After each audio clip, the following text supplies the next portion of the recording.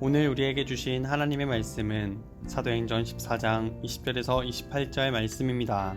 제자들이 둘러섰을 때에 바울이 일어나 그 성에 들어갔다가 이튿날 바나바와 함께 더베로 가서 복음을 그 성에서 전하여 많은 사람을 제자로 삼고 루스드라와 이고니온과 안디옥에 돌아가서 제자들의 마음을 굳게 하여 이 믿음에 머물러 있으라 권하고, 또 우리가 하나님의 나라에 들어가려면 많은 환난을 겪어야 할 것이라 하고, 각 교회에서 장로들을 택하여 금식 기도하며 그들이 믿는 주께 그들을 위탁하고 피시디아 가운데로 지나서 밤빌리아에 이르러 말씀을 버가에서 전하고 아달리아로 내려가서 거기서 배 타고 안디옥에 이르니, 이곳은 두 사도가 이룬 그 일을 위하여 전에 하나님의 은혜에 부탁하던 곳이라.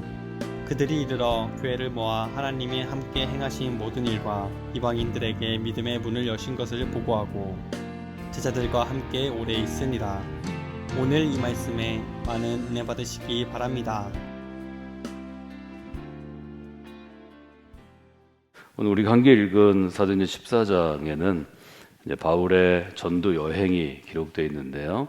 우리가 순서에 따라서 1차, 2차, 또 3차까지 되게 분류해서 우리가 보는 것이 성경을 볼 때 사도행전을 보는 방식입니다. 지도가 대부분 이제 잘 그려져 있는데, 안디옥에서 출발을 해서 여러분들이 보시면 팔레스틴의 그 앞에 있는 섬이 이제 구브로인데요. 구브로를 거쳐서 다시 위로 올라가서 내륙으로 들어갔다가 이제 나오는 그러한 방법인데, 안디옥에서 출발해서 구브로 섬에 들렸다가 그다음 살라미에서 끝부분에 전도해서 다시 바보에 간 다음에 배를 타고 버가에 도착하고, 또 그 안에 이제 두 번째 안디옥 비스디아 안디옥에서 전도하고 이고니온에 갔다가 루스드라 더베를 거쳐서 다시 돌아가는 여정입니다.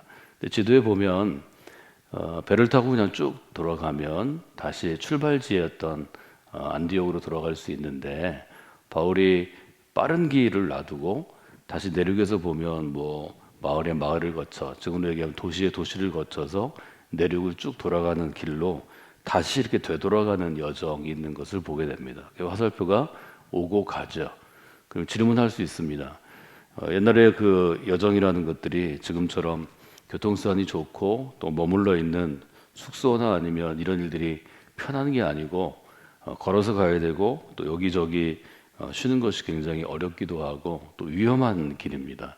그래서 멀리 여행 가는 게 어려운 시대였는데, 왜 바울이 이 많은 마을들 10여 곳 되는 이 도시들을 다시 걸어서 갔을까 하는 이제 의문들을 가게 되는데, 돌아올 때 빨리 지름길로 가지 않고 들렸던 도시를 들렸던 이유는 한 가지밖에 없습니다. 도시마다 가서 전도하고 또 거기에서 반응하는 사람들에게 세례를 주고 또 믿음으로 세웠기 때문에 들렸던 도시들, 안디옥에서 출발해서 다시 더베까지 오는 곳에서 더베, 루스드라, 이고니온, 비시디오, 안디옥, 구브로섬, 이 모든 곳들에 가서 전도했던 사람들을 다시 만나고, 또 거기 몇 사람이 모여 있으면 그 공동체를 형성하게 하고, 지금으로 얘기하면 교회를 개척해서 세우고, 또 거기에 있는 누군가에게 제일 그래도 믿을 만한 사람을 선발해서 거기 책임자로 세우고, 이런 일들을 했기 때문에 바울이 다시 한번 되돌아가서 이 사람들이 잘 신앙생활을 하고 있나, 잘할 리가 없겠죠. 우리처럼 매주일 모이고 혹은 매 주간에 훈련이 있고 매일 새벽 기도하고 이런 교회들도 사람이 하나 교회를 맡길 만큼 그렇게 훈련이 되는 데에는 1, 2년에 되는 게 아닙니다. 저도 신앙생활을 10년, 20년 해야 그래도 한 공동체를 좀 어떻게 운영하는 것이나 또 신앙생활하는 것이나 또 여러 기본적인 기능들을 할 수 있기 때문에 다시 돌아가면서 바울이 세웠던, 말하자면 성도가 되고 성도 중에서 리더가 됐던 사람들을 한 사람 한 사람 만나서 다시 한번 훈련하고, 또 어려운 점들을 좀 들어보고, 또 어떤 분들이 부족한지 한 번 더 이렇게 다듬어주는, 지금으로 얘기하면 코칭하는 시간들이 거기 있었다 하는 것을 우리가 보게 됩니다. 그래서 사도행전을 읽으실 때 사도 바울이 어떤 도시에서 어떤 일이 있었나 하는 것도 중요하지만, 다시 그 도시를 방문했을 때 그 도시에 세웠던 그리스도인들을 어떻게 다시 가르치고 또 훈련하고 동기를 부여하고 또 신앙생활을 잘 할 수 있도록, 이 개인의 신앙이 아니고 그 도시에 있는 그리스도를 믿는 사람들과 더불어서 공동체를 형성할 수 있도록, 말하자면 교회를 세울 수 있도록 했는가 하는 점을 보면서 여러분들이 다 잘 생각할 필요가 있습니다. 이때는 이제 여기 세워진 사람들이 다 성도들이죠. 그러니까 바울과 함께 했던 사람들은 좀 훈련을 받았다고 생각한다면, 지금으로 얘기하면 성직자들이라면 대부분 성도들로부터 세례를 받고 믿고 그 중에 신망이 있고, 또 뭐 우리가 스데반을 선택할 때 보는 것처럼 사람들이 믿을 만하고 또 영적으로 신앙적으로 좀 모범이 될 만하고 또 리더십이 있고 가르치는 능력이 있고, 이제 이런 사람들을 계속 세우는 것이고, 그 중에서 특별히 전적으로 목회 헌신할 사람들이 이제 교회가 규모가 되고 또 사람이 되면 그 사람들을 따로 훈련시켜서 이 교회를 세워가는 것이기 때문에 그런 점들을 여러분들이 돌아보면 좋을 것 같습니다. 첫 번째로 우리가 좀 주목해야 될 구절은 22절에 이렇게 되어 있죠. 이제 루스드라와 이고니온과 안디옥으로 돌아가서 제자들의 마음을 굳게 하여라고 처음에 쓰여 있습니다. 그러니까 첫 번째로 바울이 전도했던, 이미 전도해서 누군가에게 세례를 주고 누군가에게 집을 제공해서 거기서 좀 모이는, 일종의 집에서 모이는 교회. 그래서 가정교회라는 것이 뭐 가정이 중심이 된다기보다는 처음에 공동체가 몇 명 안 되니까 좀 집이 큰 집에서 이제 모이기 시작할 때 그런 곳들을 다시 찾아가서 처음으로 한 것은 뭐냐면 마음을 굳게 하는 것이다, 이렇게 표현합니다. 신앙생활을 하려면 마음이 굳은 마음이 있어야 된다 하는 걸 우리가 금방 알 수 있죠. 우리가 여러분들이 어떤 새로운 사람을 이제 전도하고 또 그가 믿음으로 살기를 원해서 신앙생활을 하겠다 이렇게 할 때 매일 처음에 하는 건 매 주일마다 이분이 교회에 오도록 여러분들이 계속 가서 데리고 오거나 아니면 토요일에 전화하는 것입니다. 그냥 교회에 오는 게 아니죠. 이미 영적인 어떤 좋은 루틴이 형성되어 있지 않기 때문에 내일 예배하는 날입니다. 우리 둘이 8시 반 예배 드리려고 그러니까 교회에 8시 15분에 현관에서 만납시다. 뭐 8시에 만나가지고 간단하게 얘기합시다. 아니면 그 집까지 찾아가야죠. 찾아가서 내가 갈 테니까 나랑 같이 처음에 교회 갈 때 서먹서먹 하니까 같이 갑시다. 예배 드릴 때 내 옆자리에 앉아서 같이 예배합시다. 이런 정도의 안내를 주지 않고 그냥 교회 다녀? 그리고 1년쯤 뒤에 지나서 잘 다니고 있어? 아무 소용없죠. 이런 것들은 뭐 우리가 그냥 생각할 수 있는 거죠. 바울이 이런 면에 있어서는 아주 세심하고 전략적으로 사람을 세우는 그러한 리더였다 하는 것을 우리가 보게 됩니다. 단어로 보면 굳게 하다라는 말이 중요한데요.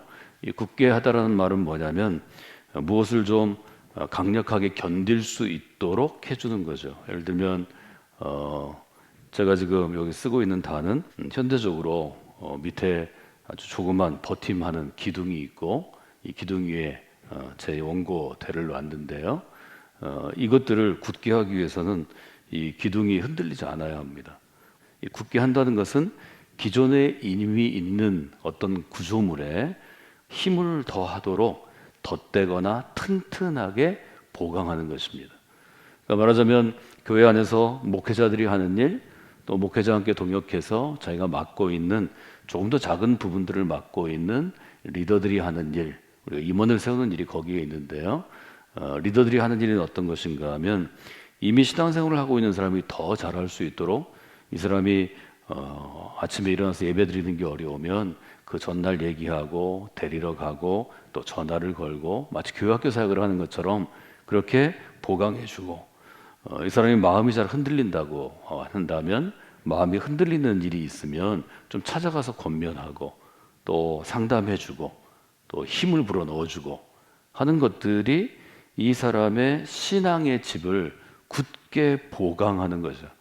그래서 지금 있는 것보다 더 튼튼하게 만들어주는 것, 이것이 이제 목회자가 할 일이고 우리가 교회에서 집사요, 권사요, 장로를 세우는 것은 호칭 때문에 세우는 게 아닙니다. 사실은 일하지 않으면 직분은 반납하는 것입니다. 감리교회의 규칙은 매해 당회와 구역회를 통해서 그해 집사, 권사, 장로의 직분을 재임명하는 것입니다. 목사님처럼 한번 목회자가 되면 그냥 목사님은 평생 부르는 게 아닙니다. 근데 한국 사회라는 게 처음에 열심히 신앙생활에서 권사라고 불렀다가 그 다음에 교회도 잘 안 나고 본이 안 돼서 당신은 성도로 돌아가세요. 이러면 뭐 화를 내고 자존심이 상하고 싸우고 이래서 그냥 하는 거지 호칭이 중요한 게 아니라는 걸 여러분들이 생각하실 필요가 있습니다. 내가 지금 교회 안에서 어떤 역할을 감당하는가가 내가 존재하는 이유가 됩니다. 호칭은 아무 소용없죠. 우리가 돌아보면 또 뭐 교회에서 행하는 일들에서는 중요한 것은 우리가 1년 단위로 보강한다면 금년에 어떤 일을 했는가, 새해는 어떤 일을 맡을 건가, 이 점이 중요하다는 걸 여러분들이 한번 돌아보실 필요가 있습니다. 그래서 새해에는 여러분 가운데 이제 리더들이 많이 있고 또 리더들을 위해서 특별히 리더들이 기도로 준비하는 것이기 때문에 소그룹 안에서 만나는 사람들의 마음을 굳게 세우는 새해가 되게 하여 주시옵소서. 여러분이 그렇게 기도하시고 또 누군가의 마음을, 누군가의 믿음을 굳게 세우는 일을 감당하는 그런 새해가 되시기를 주님의 이름으로 부탁을 드립니다. 올 한 해가 지나면서 계속해서 여러분들이 스스로를 돌아보셔야 될 것은 내가 한 영혼이라도 좀 굳게 세운 일이 있는가 좀 물어보셔야 합니다. 흔들리는 영혼을 굳게 세우는 것, 또 신앙생활을 잘하는 사람을 더 굳게 세우는 것, 이것이 리더들이 할 일이고 목회자가 해야 할 일입니다. 여러분이 영적인 목표를 잘 설정하셔야 합니다. 여러분이 교회 안에서 목사요, 전도사요, 사모로, 성직자로 일하고 그 다음에 교회 안에 임원을 가지고 어떤 사역팀의 팀 리더라든지 뭐 선교 예를 들면 회장이라든지 찬양대학 교회학교 같은 곳에 뭐 책임자, 대장이 되든지 어떤 부장이 되든지 혹은 직분으로 집사요, 권사요, 장로의 직분을 갖고 있다면 감리교회 법에 따르면 장로의 직분을 가진 사람은 적어도 30명 정도를 영혼을 굳게 세우는 사람입니다. 권사는 15명 정도는 세우는 사람입니다. 집사는 3사람에 5사람은 세우는 사람입니다. 이게 절대로 직분을 그냥 주는 게 아닙니다. 교회의 직분은 몇 사람을 내가 굳게 세워서 그리스도인으로 금년에 세워가는 것가 중요합니다. 이것은 내적인 기준이지만 주님께서 가장 귀하게 보시는 것입니다. 그래서 권사나 장로 같은 중직이 되면 소그룹을 인도하도록 자꾸 권하는 것입니다. 이건 책임을 주는 게 아니고 소그룹을 인도하면 조그만 공동체를 이끄는 목회자가 되는 것이기 때문에 그 영혼을 굳게 세우는 일을 하기 때문입니다.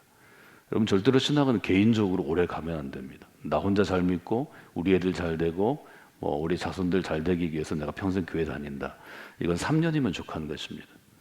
신앙이 형성되면 그 다음부터는 공동체를 보는 눈이 열려야 되고 공동체를 섬기다가 목자의 눈이 열리는 것이고 그 다음에는 나라를 보는 눈이 열리고 세상을 보는 눈이 열리는 것입니다.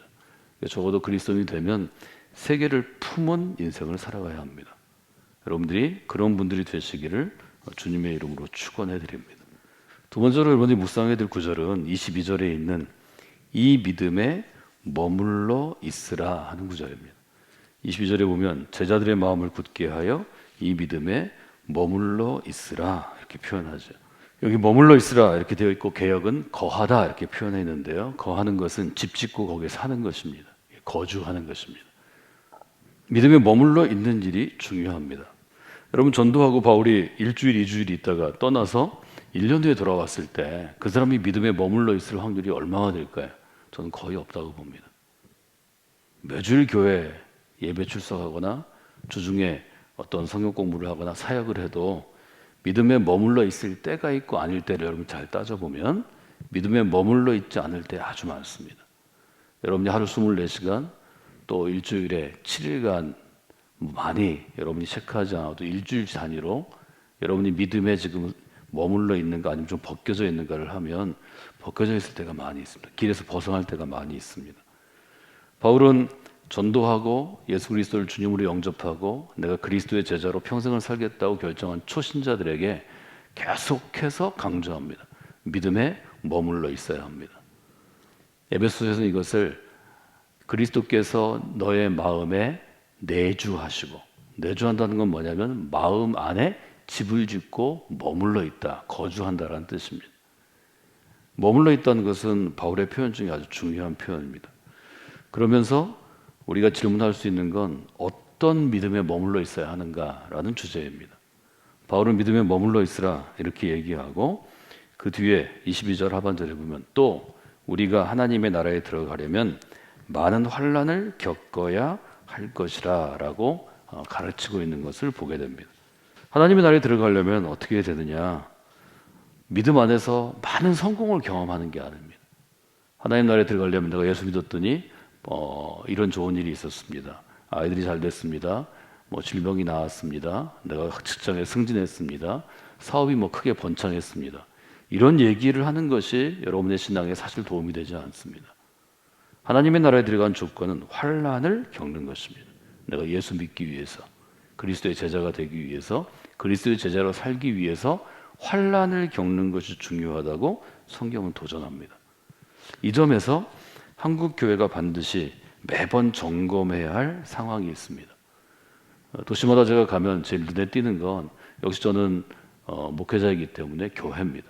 아주 중요한 곳에 아주 좋은 교회들이 있는 것을 보면 너무 마음이 기쁘고, 전통적인 교회가 아주 사그라들어서 쇠퇴해서 저 교회가 어렵겠다 이런 것을 보면 마음이 아프죠. 세상엔 넓은 길도 있고 좁은 길도 있습니다. 보통의 사람들, 세상의 관점을 갖고 살아가는 사람들은 넓은 길 가는 걸 즐겨합니다. 넓은 길에서 넓게 편안하게 가는 것이 성공이라고 생각합니다.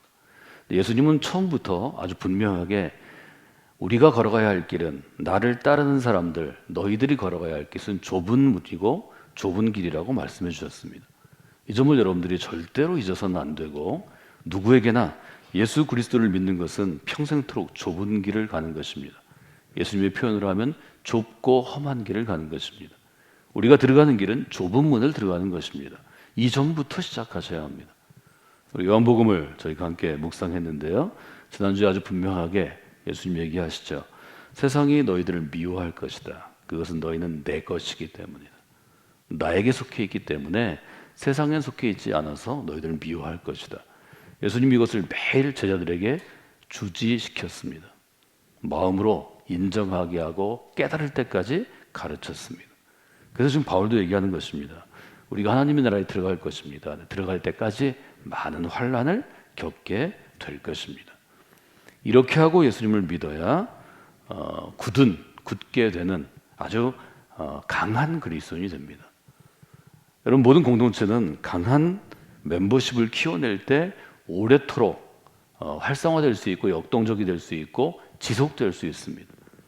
교회 안의 멤버십들이 혹은 어떤 조직의 멤버십이 약하면 오래 가지 못합니다.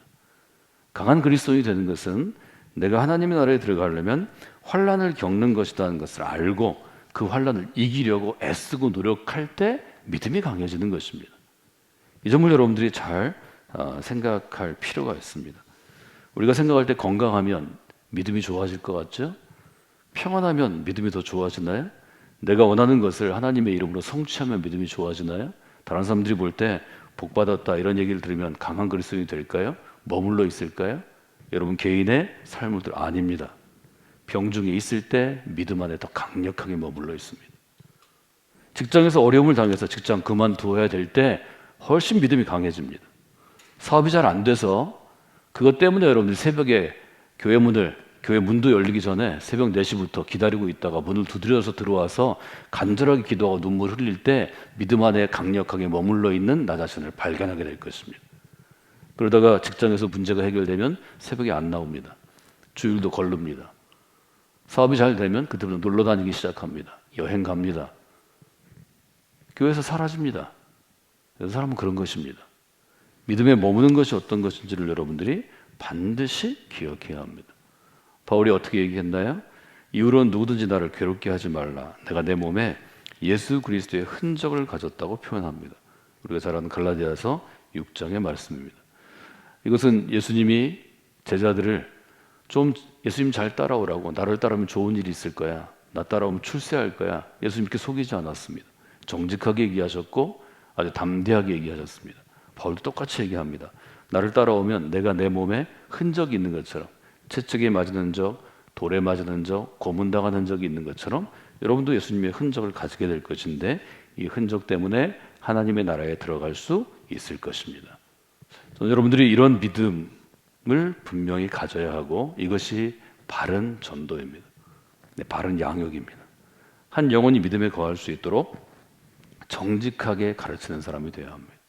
담대하게 가르치는 사람이 되어야 합니다. 여러분이 그래야 바른 믿음의 사람이 자라나는 걸 경험하실 수 있습니다. 여러분이 소그룹에 있든지 교회 학교에 있든지 저처럼 목회를 하든지 정직하고 바르게 훈련하지 않으면 좋은 그리스도인이 절대로 나오지 않습니다. 잘못된 생각을 가지고 잘못된 일종의 교인이 됩니다. 종교인이 됩니다. 이것은 절대로 해서는 안 되는 것입니다. 그 시대가 어두워집니다. 그 시대의 교회가 사람이 많이 모이는 것 같지만 결국 사회적으로 폐악한 일을 하게 됩니다. 사회에 버림을 받게 되고 사람들을 어렵게 합니다. 이것은 가짜 종교입니다. 그 점을 여러분들이 분명히 보셔야 합니다. 그래서 여러분들이 한 영혼을 굳게 세울 때는 이렇게 기도하셔야 합니다. 한 영혼이 믿음에 거할 수 있도록 정직하고 담대하게 가르치게 하소서. 이것은 여러분들이 반드시 해야 할 기도입니다. 이 기도를 하지 않고 우리가 한 영혼을 잘 세울 수 있는 것은 그것은 불가능한 일입니다. 그것은 주님이 걸어가신 길이 아니기 때문입니다. 그래서 여러분들이 신앙생활을 할 때는 주님이 걸어가신 길, 주님이 교훈하신 대로 하려고 애쓰고 수고하는 사람이 돼야 합니다. 그래도 어려운 게 이 믿음의 길입니다. 좁은 길이고 좁은 길이기 때문에 그런 점을 여러분들이 보셔야 합니다. 환난과 시련은 우리가 원하는 것은 아니지만 그러나 믿음의 사람은 그 때를 주시면 이길 힘도 같이 주십니다. 너무 두려워하실 필요가 없습니다. 여러분 환난의 때를 경험해야 환난의 때 함께 하시는 하나님을 경험하고 그 하나님을 증언할 수 있습니다. 시련 가운데 여러분들이 믿음으로 이겨내야 시련 중에 주시는 하나님의 능력이 있습니다. 강력한 능력을 여러분이 경험할 수 있습니다. 우리 믿음의 길 가운데 어려움이 있는데 그 어려움을 경험하면 어려울 때 도우시는 하나님의 손길, 하나님의 사랑을 여러분이 경험하고 다른 사람에게 전해줄 수 있습니다. 내가 오랫동안 교회 다녔는데 너무 편하고 너무 잘 되고 나 이렇게 살았어. 이건 별 도움이 되지 않습니다. 한 사람이 신앙생활을 하는데 그런 일은 없습니다. 그런 점을 여러분들이 분명히 보시고 정직하고 담대하게 새로운 믿음 가운데 있는 이들을 가르칠 수 있는 리더들이 되어야 합니다. 그래야 진짜 그리스도인들을 세울 수 있습니다. 그래서 여러분들이 그 마음을 가지고 여러분들이 이 한 해도 일하시는 사역하시는 귀한 믿음의 사람들이 되시기를 주님의 이름으로 부탁을 드립니다.